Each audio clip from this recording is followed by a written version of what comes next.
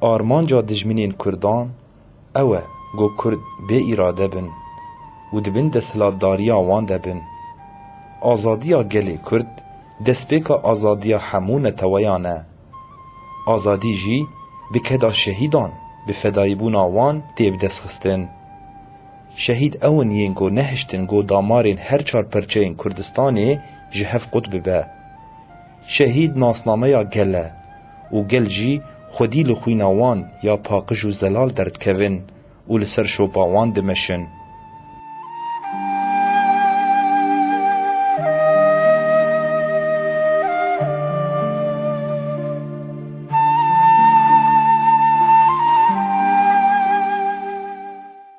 دما و خوش به گهدار و تماشوان رادیو دربیسیه اف ام. نها ام بورنه بخلک کنو جبرنامه کانین جیانه خلقامه ایروژی لسر جیانا شهید ویانه.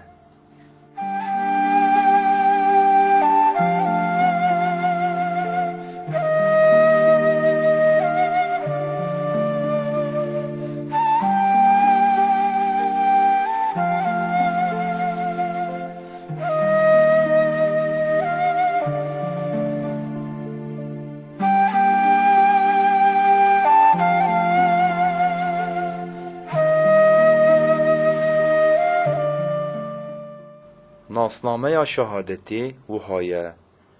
جیان آزاد برهما وینا شهیدانه. ناو تفگری ویان. ناو پاشناف رغده محمد کوتی.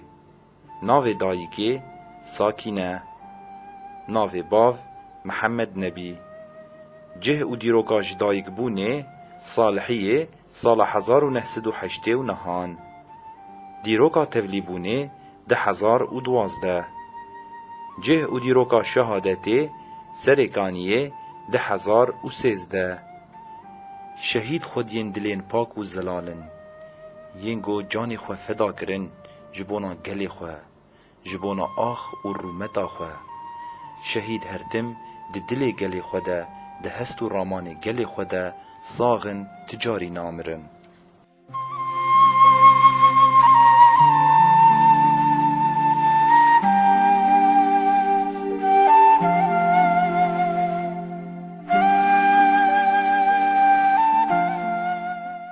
گهدار و تماشوان رادیو دربیسیه اف ام.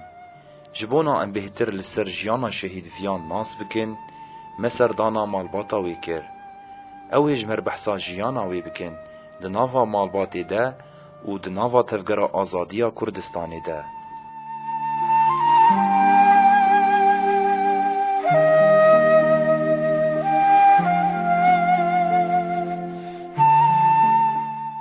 ناویم سکینه و دایکا شهید ویانه و سر حیاتا شهید ویان و خود زاروکی هری زاروکی زاروک بچوکه اشتی هنکی ولو مزن ببو بیر دبر حز دکرج زاروکا ناف زاروکا دلیستمی ولو حیاتاوی و چونو هاتناوی و بر زاروکی ما یعنی زاروک حنون بو حنونا بو جیانی ها. وقتی گو مزن بو بری هر مدرسی کاری پنبیاچی بو کاری چولکا چی بو موید هشت المالی برزارو که خودنی بچون و از دچون چولی از دهاتم مالامي وقان هات شاتي دبون أوتي دبون بزورك حتى بو مدرسة شو مدرسة متم شاغبية وين دبهيستين دنجينا دبهيست بالطالب أرد تشوفي مدرسة صالحية دهات هوالي هبون هوالي بربون إيفاري فتحويان درزي خوتشيت كرين البرزارو كيمي بتشوف دما حتى مزنبو سفيز شارا بينجا خواه چون چولکه ناو پنبو او جید چون يعني دهات درزي خوچه دکر و چون ساعده زاروکا جید کر مال بر زاروکی بجول بر مالی تنبان دکری ویان فکاری خولو و حیوانی مهبون چون بر حیوانا دهات مالی افکار گشت بمرد کر بیدنگ بو حتی مزنبونا صفي حفطة مو باوي مكير نكر بخوين مويشان جم فاطماشي ما قلت الفيدري تنية جم بيكا خو بيتي جم بيكا خو الباجار تي بخويني مدرسة بني فيكر وصبرا منايز بكام دايكيش بير بكما سكار بمينين از چون جمويم قو ازيل جم تبي مدرسة نيفي چوية نيفي ماي مدرسة هات مالي هات مالي چشتر بيجم يعني چبيجم زاروكا هندر بو حنون بو سربان زاروكا پیشوان پیش جهاد دكر پیش فرهاد دكر مدرسان درزيوان مقاتبوني يعني مقاتبونا مالي دكر حتى روجات تبليبونا تبليبوجي من زاني بو بس يعني تبليبو دايم كتابي سروكاتي هندر بو دايم اف صورت لهندر بون بيف جريداي بون مال بات قش بيف جريداي بون وقتي باوي نظام دقر سرمد ولود بو قش بتعوي خديد قالكي بزارو كيم قالكي جرام تفليبونا او هفال هاتن فيدر كير ونشتن او جهات كدنا برا باوي خوا ونا برا هفالا برتن قول بابا ازي تفليبي باوي ايش فاجي اجي فاجي وازي تبي هبالكم وفي قومتي درو سيرو بيجرو اسبوع كتكامل شخور هنتي ولو سرخو بالسكن بخوين خندن قوم قشت مجيه خود دراسة كريه واز هما افريج داي بيش ياخد خياتي جي دكر خيات يا چكار جنا هنا جي مكيناي باي سبي سوار بو چو خوگره دا مشيا چو بان متر بچوك بو افبريوي و دا يادي مقو چيه بو ولا سيارات سكني وافيان كتي وچو تليفونك جير هاد وكوا از دركتم ويندي اب هفالا اشتغلين جموي بيجن جمية قوتن ولا بعد جمية ام چو مويدي واز هاتم ناف هفالا نقو از هكارو تبلي بناي أبو بس هما هروش كتبي سروقاتي سروي على أساس سر مكينة جدد روتن هم دهاتن كتبا كتب ببروي يعني أو دمجيه خودي قلكي خرطبو دمجيه خود زانبو دمجيه دمشا خودي تفقرا خودي حمد تشتي خودي جيب حنانتا خودي جيران ناف طالبات ناف يعني فيان سوريوي تنب يعني خستكاوي أو ولا باريس بو خستكاوي شرباني بكرة خستكاوي تخيالي تقول تلفزيوني دنري تشتكي ولو لابا تلفزيوني وغيري لا دات كاتولو تقول تيجي تخيالي مدي حتى صفيش الشاجي دنقيوي وتقولي مدي خيالي مجدي أجد نافانا دبا أنا بسيلا حال بيمي باشي شمرت قوت أزيبي وي شري علوك دبوجي جارك تليفون دورتاما ويتشيبو وتليفوني بقرين شرم نظام نافك اللي كنقو دوراما تشابر كلي أزدكار مشتغلين أو جاخجي أزوي بعضي الفرو نشتيبو تليفون داني نقول بيرنا اشتغلن حطا إيفاي ولو شبكة جينا خطبون هساك جمرنا قوتولو واشيد كتير باويوي تشوبو باويوي قلت الميبي هاتي يجمر برينداري يمكن أزهر مهوالا ببيني من دربيسية برينداري الكوخة برينداري مكوت أزيب دربي قوتنا قوني وقتي قو أزوي ببيني أزي تليفوني فاكم أزيب دربي اشتغل باوي تشو باوي جمال دركتو هوال جي مدي هاتن خودي أمل في در بيرون اشتيو هوال هاتن لاوك بان مكرقويا دي أو سبهي كتي علميتا قوتي ويان برينداري هف سياري هوالا هاتن ويان ویان شهید کتی دنگی خونکه بریوی گابار جمر افتشتو میگو تو چلو زانی گو هوار ولو بحقاسا سیاره وفقاسی بگرانی نای دنگی خونکه وقتی پرسکر میگو المکی ولو هاتیه جمر گو برا سری و ساغ بو او چاخ تأثیر اش چو گاجی کتن اش بی گاجی کتن زوره يعني كذا زوره سوا سروك وفق صالي ويت حبساد نقراني يعني مرة زاروك يخش بو ويتشعر الشيء وتجبو ولاتي خدي وتجبو ولاتي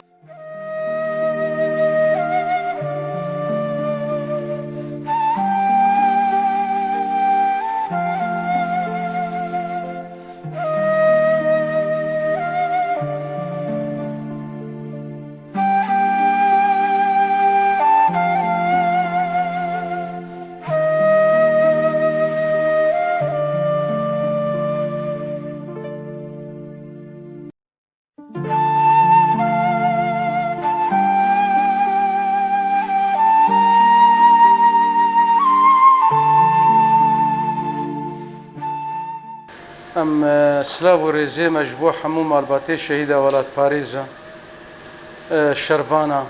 شەروانەی ئازادیە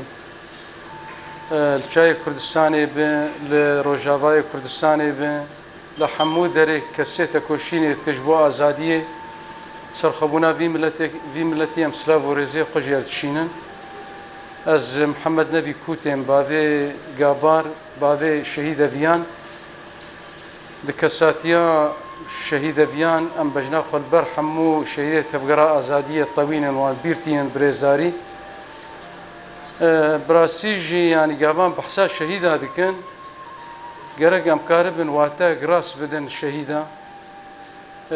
yani wek rêber apo dibêje ilmel ma'na em karin yani ma'nakê bidin şehîda yani kesê jiyana xwe ji dest dan ya jiyana xwe dan ji bo vî milletî vî welatî ciyê rêzê ne ciyê hirmetê ne yani her şehîdek bû sembolek ji bo vî welatî jiyana xwe dan ji bo ew zarok pêşerojek azad jiyan bike em millet serbixwe jiyan bike bûn nasnamak me yanî nûnertiya nasnama me dikin li ser asana netewî îro belkî dijminê gelê Kurd berê nasnamak nedame em mehrûm kirin jinsiya yani taybet li vir li Sûrî lê emma îro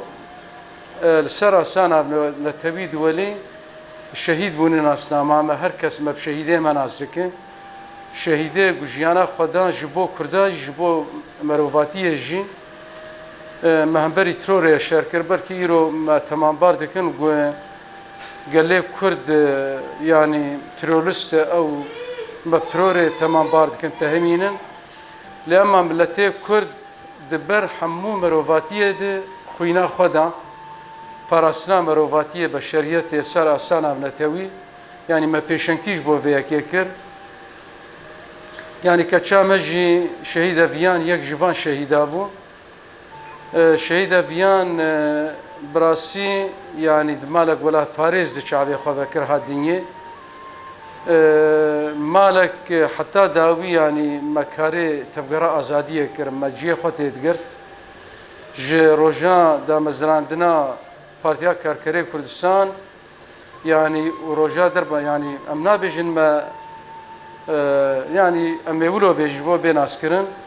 yani roja ku me hevan naskirin derba CV perçîbûn me dostaniya Partiya Karkerê Kurdistan kir û me ciyê xwe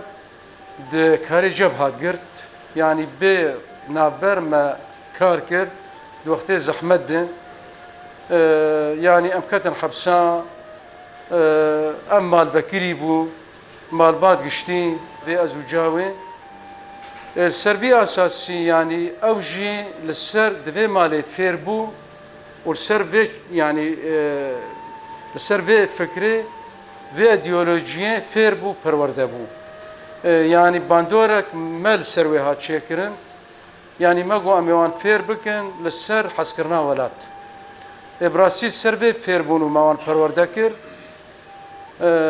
yani destpêkê dixwend xwendevan bû يعني بلكي نمت باشتي بيرام خوند يعني خوندوان جيبو شاوا بولو يعني حسكرنا بارتي تميد دليوي دابو برتوكي ريبر ابوت خوندن مثلا بالتانية دما بيونديه وعلاقاته بجواني شورشگر تشيبو جنيز فوان ناسكر يعني روكي باشتي بيرامي يعني جو از هرم تف هوالا فم جارك ما بيز جو هاتي الدربيسية ما وجاوي ما اوديت بري هر السريكانية براسيجي افاد بيرانينك بو يعني ما اوديت لو دري وزاتم زلفي دري كار بكم ايوه شاغيجي يعني امزانن او هزي تشتت سريكانية يعني سريكانية دابون داقر كربون سريكانية جبهة النصر ابو شاغين داعشنا هاتبور باشتي بيرامه يعني لور بلكي جارك دجي نوروزك كده ابو زيارات هات مالي جمر بحثاوان بيرانينه چيه بيتر دكر لكو هرمي ما لكو چاي ما حوالي كيبون يعني وصفه كيولو چيه ددا يعني بهوس تقريبا ولو حسكرنا جيا كتبوا دليوي يعني تقول هر شرفانك ازاديه جرك او هست الجموي هبه هست يعني ازاديه الجم هبه ام خبكن بقربانا ولاتي خده جاري روجي تيريناكي يعني ولو يعني روحكي مزن الجم شيبو يعني داليه شمنديد داليه فكريد داليه كساتيد يعني وقت داليه ايديولوجي دي بير بيش كتبو خوندوان جيبو بير يعني بلو برتوك دو خوندن فيداويه باريزنامي ريبرابو دو خوند حتى روكي مجيرغوم قوت كارب خو بيتر يعني كساتيا خو خرد بك باريزنامي ريبرابو كارب هب بخين جوز خوينن اما جوي اساس او يعني تكارب حركتي ناس بك تفقرا ازاديه ناس بك بيفاني رخصني ناس بك روحي تضحيه ناس بك انشا مركر بريبرابو ناس بك واجي تخوازم خفير بكم بيتر يا ناس بكم كساتيا ريبرابو وزباش دخوينن باندورا ريبرابو السرمهيه بخد السرفي اساسي يعني ولو السريكان يجي خد قرت هناك بيرانين السريكان يدقوت انه الور يعني ربشنا ارام ربشك تفله هذا دمي بيش وشرك شيبه يعني ولو تنبأ الجم شيبو يعني تشتكي بالكيش الجم ولو بالام كشاند يعني ولو قوتها هزا تحليل الجم هبو يعني كاريبو بيشروش تحليل بكرايا واقع يعني روجي يعني واقع تحليل ذكر تحليله كله دقيق موضوعي دفي آلي دخرت بو يعني مليك داري ذكر بخده بيرانينه شهيدة شخصيان بيجن يعني هر شهيدك رمزك مگو سمبولك جبوما جبو قال كردو مروفاتيه نجبو كردات هني مالك يعني ولو جيانا ما بوي جيانا حركتي يعني ام نكارن بيجن ام كارن قطب فينيا ام جيان بكن بي حركتي زحمتي يعني بوي تشتكي جيانا ما يعني حركت جبو حمو هفالي شهيدة فيانا ام سلافي خوجوان دشينن جبو حمو شرباني ازاديه بويرو جبور متافي قال لي تكوشيني دكن شر دكن ام سلافي خوجوان دشينن وجبو حمو شهيدة جي سلاف وحرمتي من بجنا خل بروان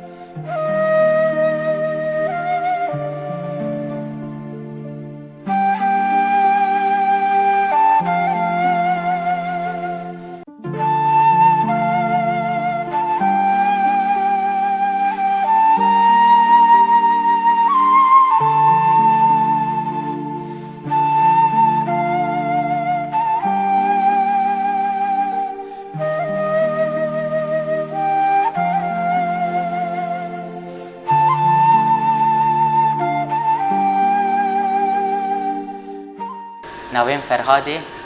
از برای شهید ویانم اجاب چوکتر او 10 سالاج مستری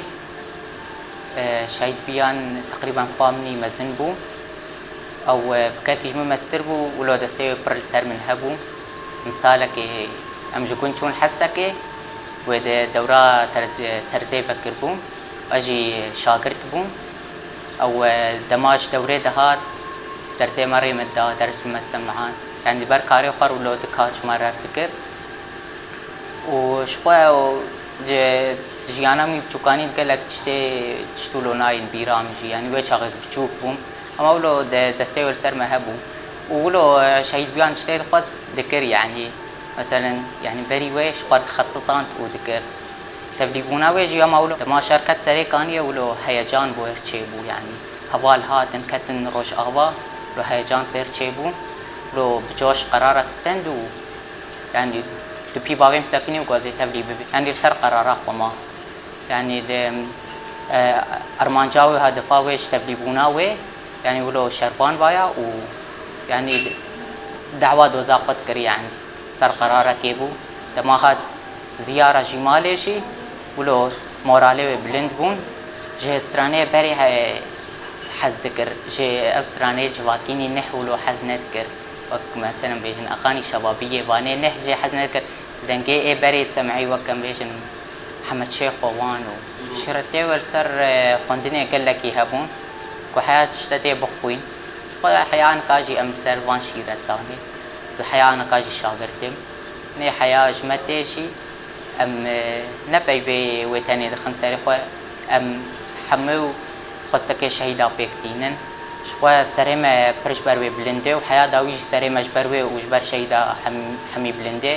بسايا وي بسايا ريبر ابو ام قاتن في استي ويرورو ام دروش اغوادني ما شمر خيال بوغا يرورو نافي دولتا ما هبي بري 10 ساله يعني دسلا داريار جيما سوري دبون يرورو فام بزماني خود خوينن افقشي بساير شهيد ابو شهيدا مكان في استي از خويناوي ل سريد ريبر ابو مال باطخه ولحمو قال لي كرد بيروس